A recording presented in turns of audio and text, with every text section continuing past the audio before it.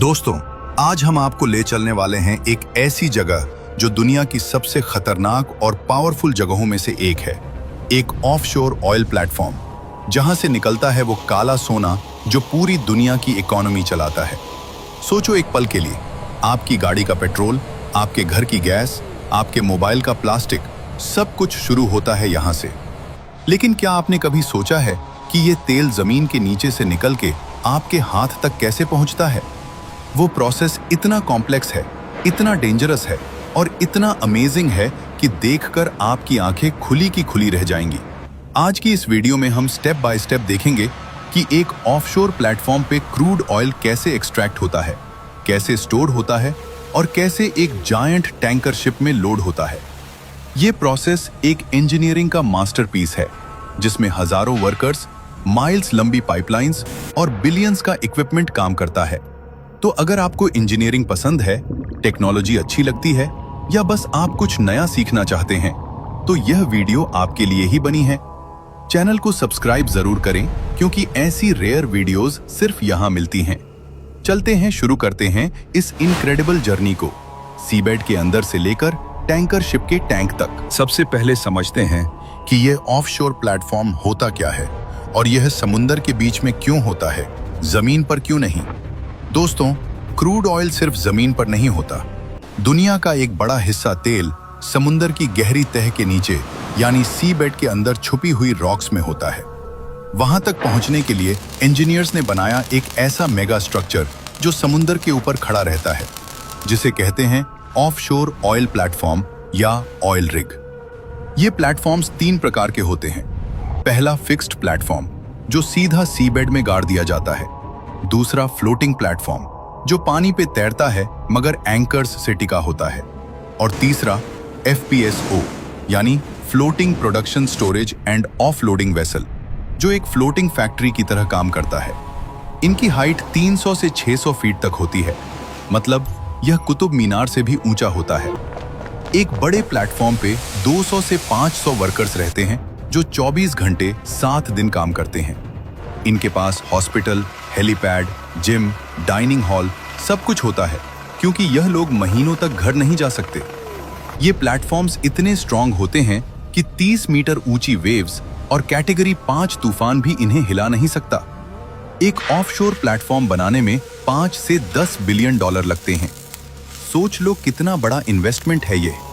और इसके बावजूद यह एक जरूरी काम करते हैं जो पूरी दुनिया की एनर्जी नीड पूरी करता है। अब आते हैं सबसे एक्साइटिंग पार्ट पे, ड्रिलिंग, यानी जमीन के अंदर तेल ढूंढना और उससे ऊपर लाना।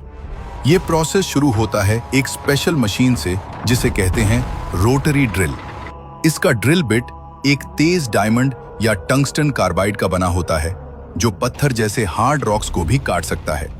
ड्रिल बिट को घुमाने के लिए ऊपर एक बड़ी मशीनरी लगाई जाती है, जिसे डेरिक कहते हैं। ये वो लंबा टावर होता है जो आपने प्लेटफॉर्म्स की तस्वीर में देखा होगा। ड्रिलिंग करते वक्त एक स्पेशल लिक्विड नीचे भेजा जाता है, जिसे ड्रिलिंग मड कहते हैं। ये कोई एक्चुअल कीचड़ नहीं होता, बल्कि यह एक इंजीनियर्ड केमिकल मिक्सचर होता है जो रॉक्स को ठंडा रखता है, ड्रिल बिट को लुब्रिकेट करता है और प्रेशर कंट्रोल करता है।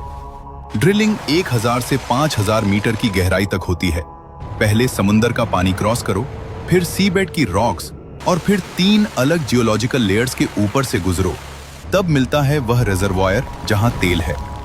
जब ड्रिल ऑयल रिजर्वायर तक पहुंच जाता है, तो एक बड़ा डेंजर होता है, ब्लोआउट। जब अंडरग्राउंड प्रेशर इतना ज्यादा होता है कि तेल और गैस कंट्रोल के बाहर आ जाते हैं।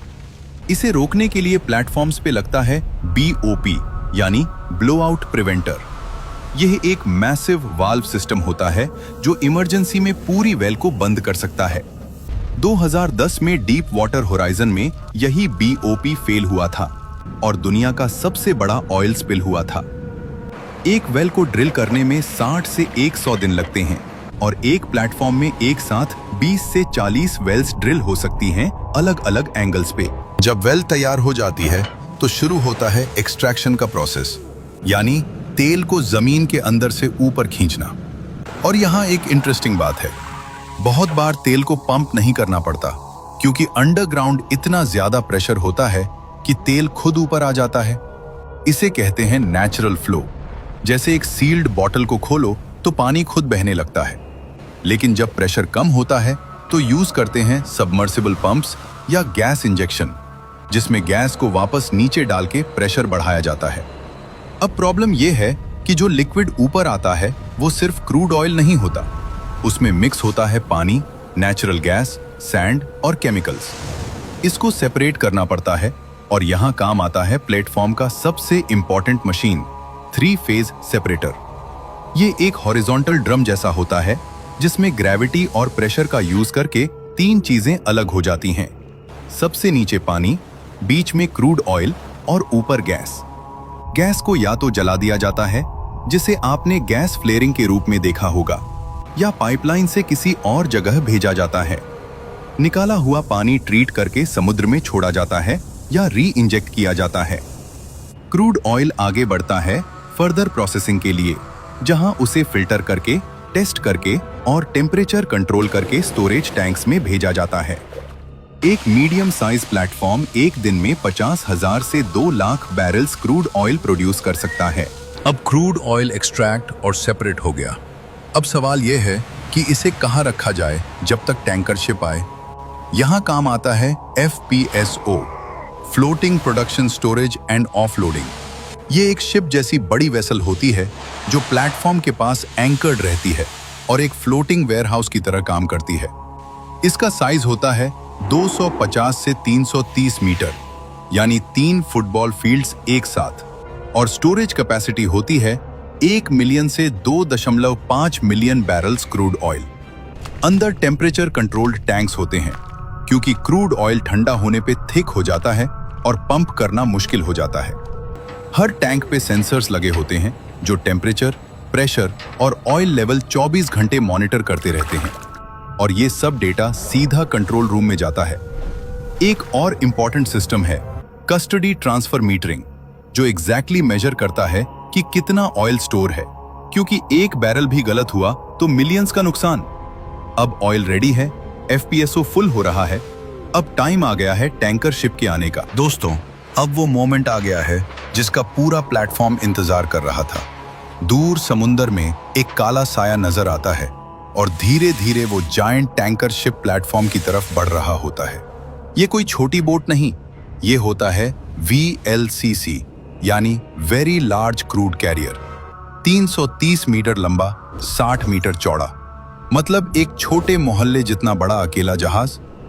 टैंकर कैप्टन और प्लेटफॉर्म कंट्रोल रूम के बीच कांस्टेंट रेडियो कम्युनिकेशन होती है। स्पीड, डायरेक्शन, विंड, करंट सब कैलकुलेट होता है, क्योंकि एक जरा सी गलती और कैटास्ट्रोफिक एक्सप्लोजन।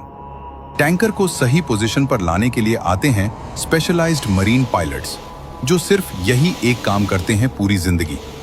फिर शुरू होता है मूरिंग। थिक स्टील रोप से टैंकर को FPSO से बांधा जाता है।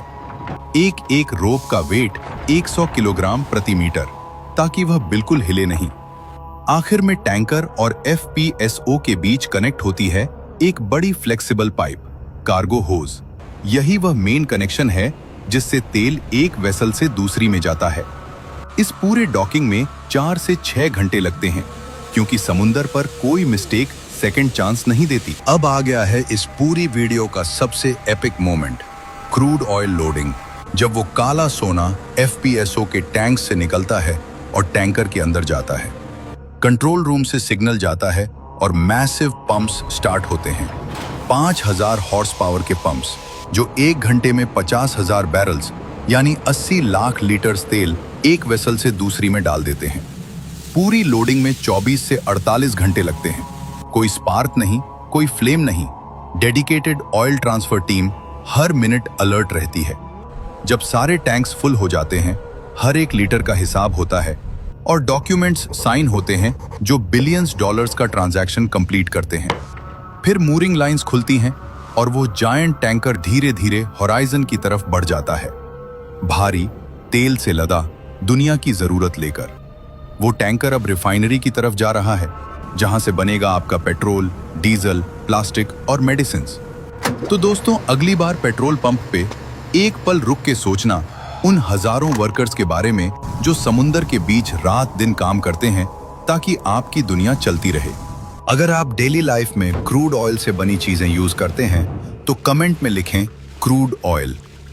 अगर वीडियो पसंद आई तो लाइक, शेयर और सब्सक्राइब जरूर करें। मिलते हैं अगली वीडियो में।